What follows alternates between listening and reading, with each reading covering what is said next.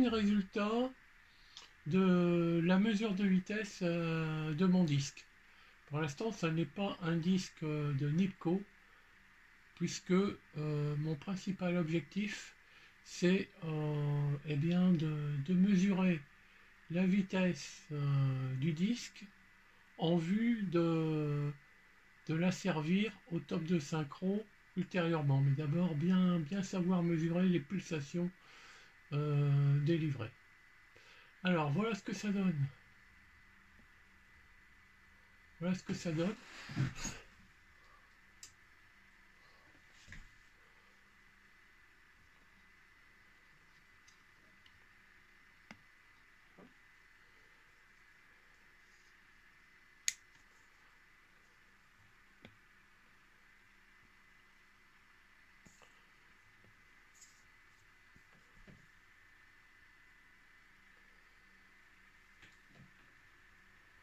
Donc pour l'instant, j'ai pas encore je change la vitesse uniquement en bougeant la tension d'alimentation du moteur.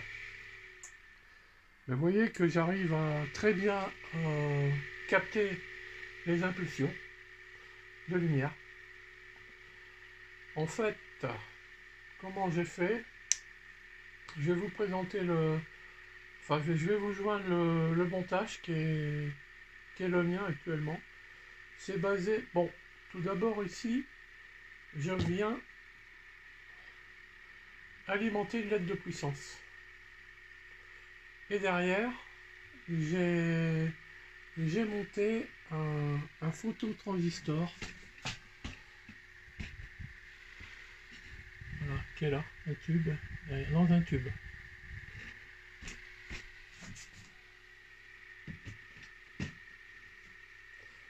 Et ce phototransistor,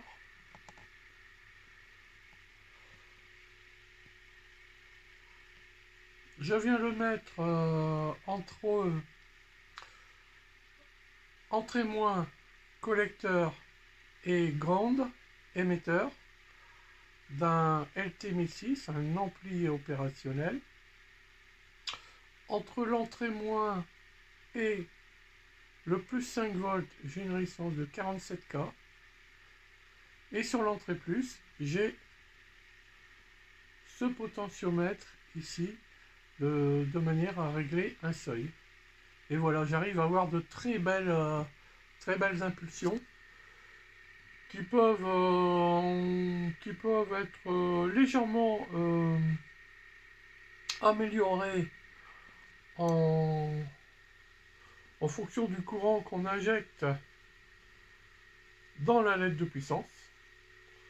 Ouais, là j'ai mis le paquet, 163 mA. Bon, ça marche bien, je peux mettre un peu moins. Tout ça, ça peut s'optimiser en réglant, en optimisant le réglage, on va dire, de l'alignement de la LED et du phototransistor. Donc voilà, je pense que l'AOP plus le phototransistor, c'est une bonne méthode. Alors par contre, ce que je me rends compte, ça va être une difficulté, je pense. On verra. À moins que j'arrive vraiment à avoir un asservissement performant, mais c'est que, en fait, regardez le courant consommé par le moteur, il fluctue. Il fluctue et je l'entends bien, ça fait des petites variations de vitesse. Voilà. Et ça peut se voir aussi, là on ne le verra pas, je pense pas. Ça peut se voir sur l'oscillogramme, sur les impulsions lumineuses dues, on va dire,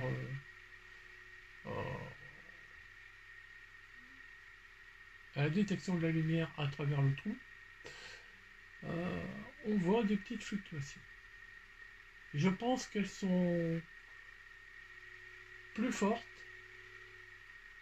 relativement. Là on vient de le voir. Elles sont plus fortes relativement parlant quand la vitesse est basse. Or moi je dois baisser considérablement ma vitesse. Je dois l'amener à peu près à ma tension à cette valeur. Oula.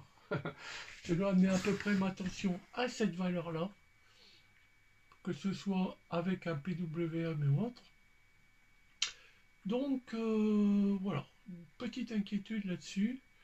Je me demande s'il va pas falloir changer de moteur ou tout au moins faire une transmission par courroie de manière à pouvoir faire fonctionner le moteur quand même à sa vitesse nominale, qui est, je ne l'ai pas encore mesuré, mais qui est de l'ordre de 3500 tours par minute.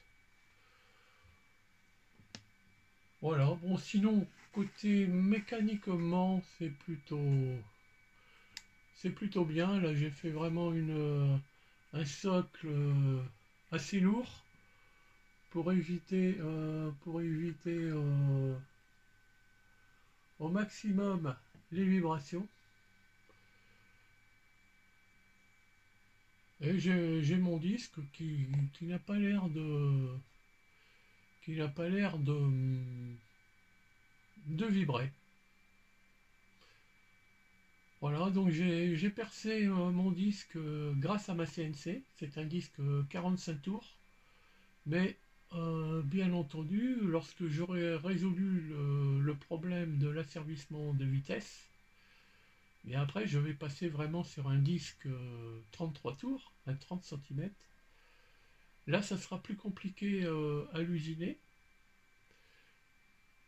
étant donné que ma CNC, entre son bord gauche et son bord droit, elle est plus petite que 30 cm. Elle doit faire à peu près dans les 24 cm si j'ai bonne mémoire.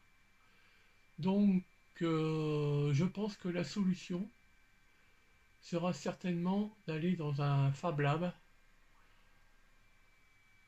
Et c'est ce que je vais pas tarder à me renseigner dans le Fab Lab de ma ville. Il y a un petit Fab Lab, ils ont pas mal de matériel, on verra si c'est possible.